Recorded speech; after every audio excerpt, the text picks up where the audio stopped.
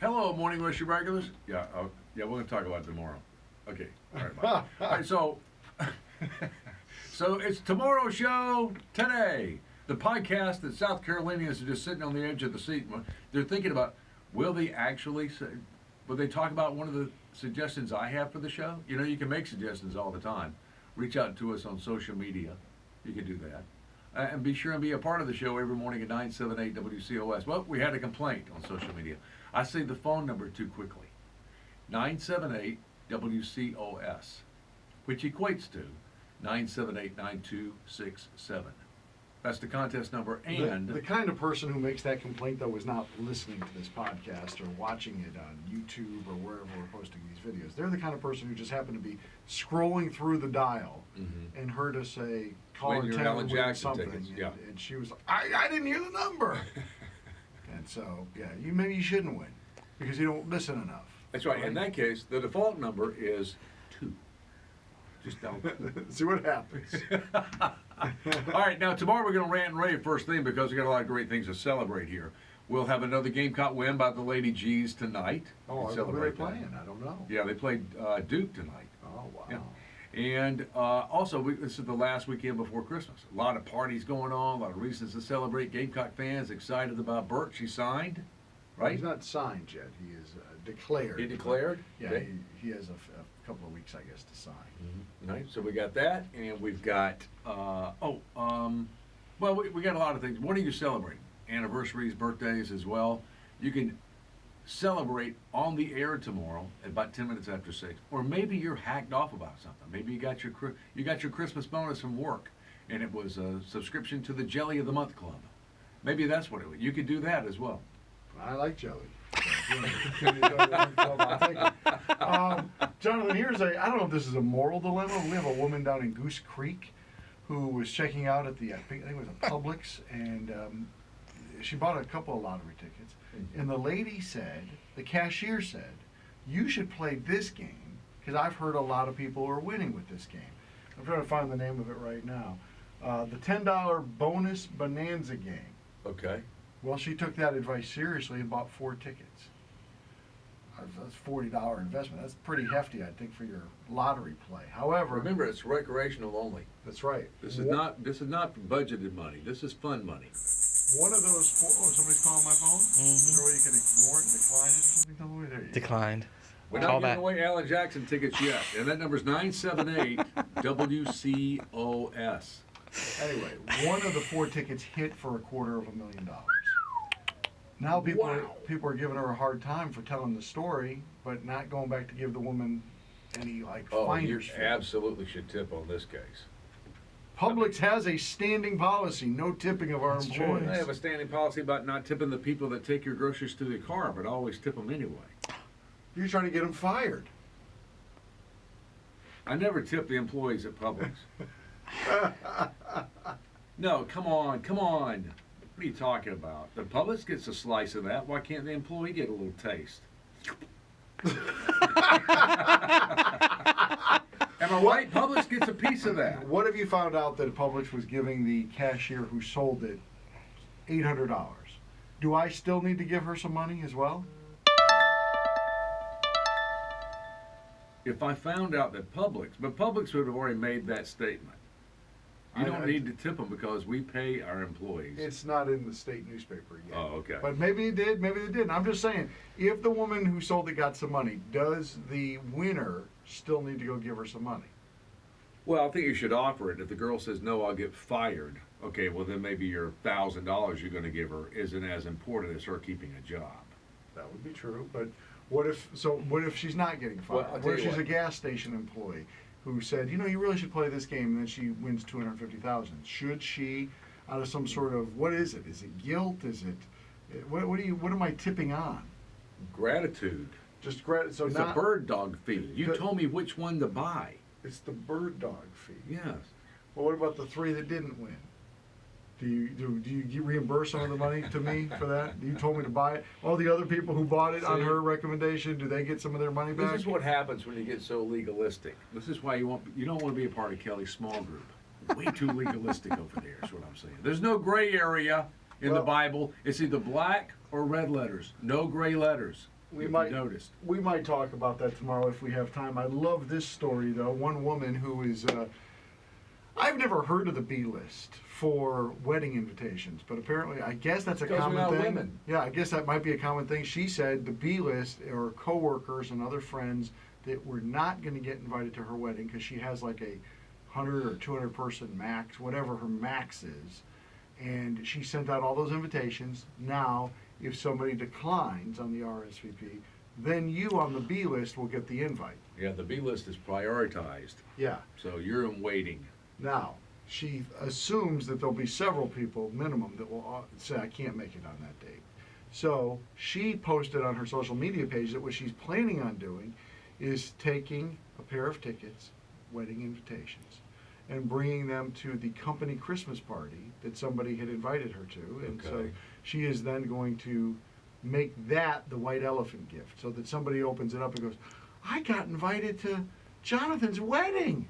And then she says, hopefully that will make people feel bad that they don't have an invitation. And they'll be like kind of in a, I don't know. This woman does not understand the whole concept of white elephant gifts. To start off with, one of the most celebrated white elephant gifts of our Christmas party this year was an inflatable person. I'll put it that way. Who is also available for adult behavior I behind know closed doors. Okay, it's one of the inflatable surprise people. It was a gift from Rob It was a Sanders, one of our inflatable and producers. surprised woman because she had that look on her face, Yes. like that. And thankfully it went to a male who nobody wanted to steal it from him, so he got to keep it. But This cheapens her gift. She's cheapening her gift as a white elephant gift. You give somebody a white elephant gift, that's something you didn't want. Probably re-gifted it from your house. oh, she has a massive ego though. She says, I see this as a cute way to invite someone who wouldn't have been invited at this earlier stage. Oh, please. And that some people who haven't been invited, they'll start recognizing, oh, The exclusive. yeah, how exclusive this is, and they'll start asking me for invitations. And it'll also make some people feel worse if they don't make the final cut. She actually wants to make people feel bad, like, oh, Debbie's wedding is next. I'm telling you, if I were one of the coworkers and that came up like that, I would intentionally not go to her wedding and only show up for the reception. I'm not going to sit through the boring part. I'm here for the food. And I don't mean to be disrespectful either. I've been to, I don't know, a lot of weddings in my life. I've never, like, really been excited about going to any wedding. I don't care how cool it is, how fancy it is. It's just, I don't really want to go. And I've never felt left off of a list. Like if somebody said, are you going to so-and-so's wedding? No. I wasn't invited, but I don't care either. No, Kelly would have turned that down. He wouldn't have gone to Buckingham Palace. Would Not you? going. Would No. you?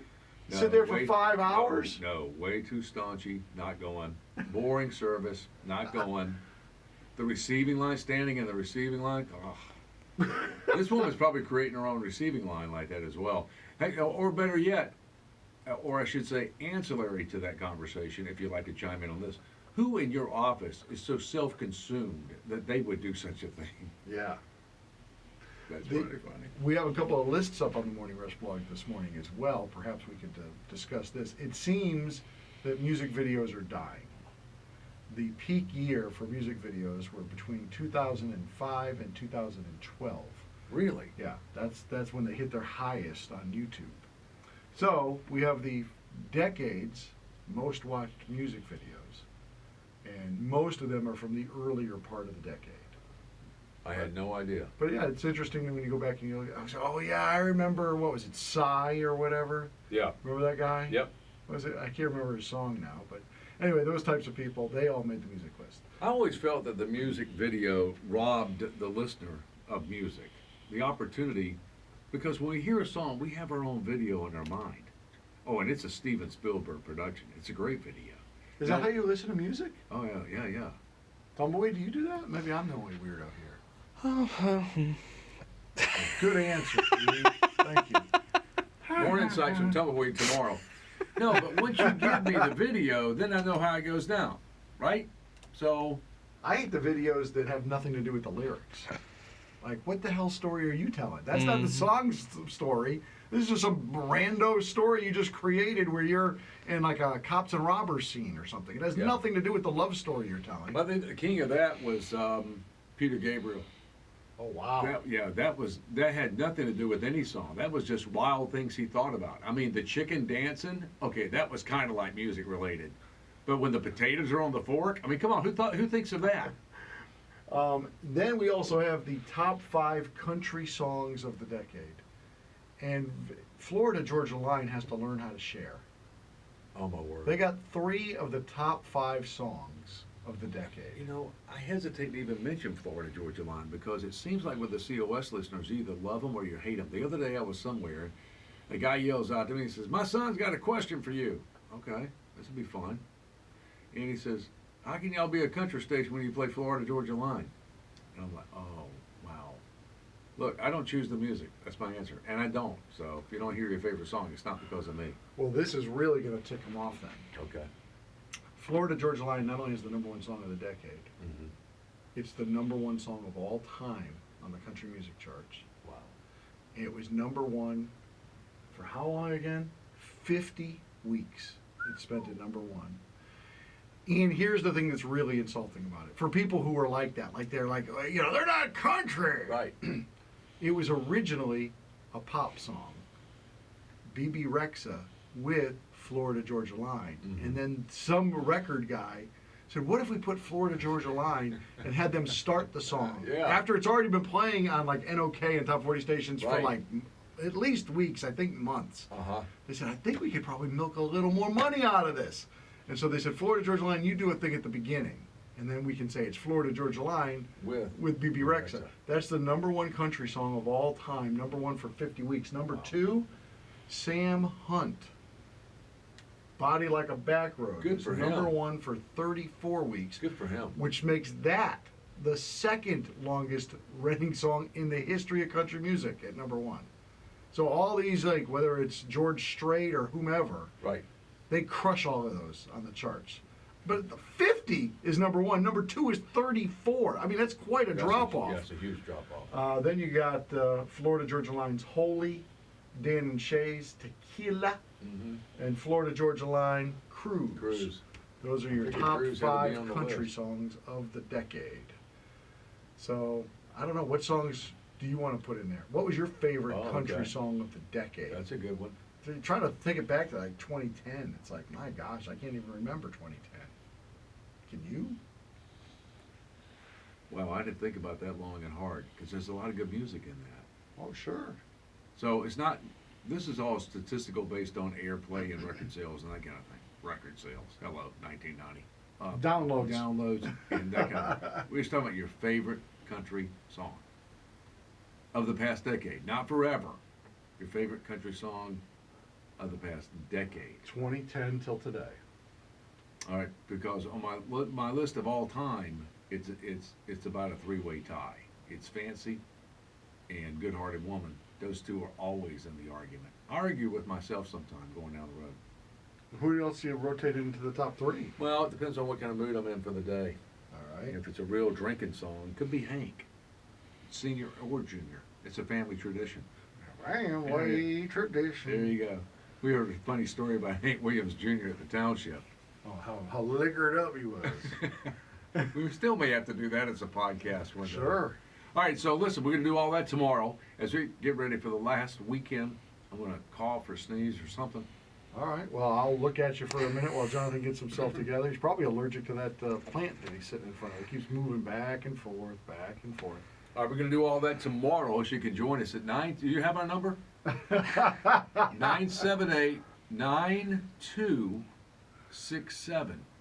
978 WCOS. That's the way that equates if you just want to remember it the easy way.